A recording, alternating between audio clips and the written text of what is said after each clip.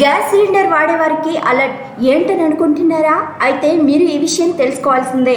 LPG cylinder book చేసుకునే వారికి 3600 అకౌంట్లోకి రానుంది. ఎలా అని ఆలోచిస్తున్నారా? అయితే ఈ వీడియోను పూర్తిగా చూడండి.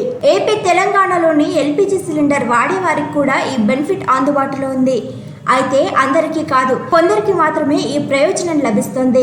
అసలు ఇంతకీ ఈ విషయం ఏంటో ఇప్పుడు తెలుసుకుందాం. కేంద్ర ప్రభుత్వం దేశవ్యాప్తంగా సిలిండర్ వాడే వారికి ఎల్పిజి సబ్సిడీ అందిస్తుంది. గతంలో అందరికీ ఈ బెనిఫిట్ లభించేది. అయితే ఇప్పుడు మాత్రం కొందరికి గ్యాస్ సబ్సిడీ వస్తుంది. మరి ముఖ్యంగా ఉజ్వల స్కీమ్ లబ్ధిదారులకు మాత్రమే ఈ ప్రయోజనం ఉంది.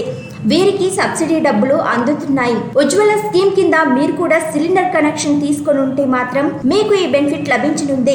3600 రూపాయలు వస్తాయి. నేరుగా అకౌంట్ లో ఈ డబ్బులు జమ అవుతాయి. అయితే ఇక్కడ ఈ మొత్తం ఒకేసారి కాకుండా సిలిండర్ బుక్ చేసిన తర్వాత కొంత మొత్తం చొప్పున వస్తాయి. అదెలాగో ఇప్పుడు చూద్దాం. ఉజ్వల స్కీమ్ కింద మీరు ఎల్పిజి కనెక్షన్ పొందుంటే అప్పుడు సిలిండర్ బుక్ చేస్తే మీకు 300 మళ్ళీ వెనక్కి వస్తాయి. ఇలా ఏడాదిలో 12 గ్యాస్ సిలిండర్లు బుక్ చేసుకోవచ్చు. ప్రతిసారి బుక్ చేసుకున్న తర్వాత ఈ మొత్తం మీ అకౌంట్ లో జమ అవుతుంది. అయితే ఈ బెనిఫిట్ కొంతకాలమే అందుబాటులో ఉంది.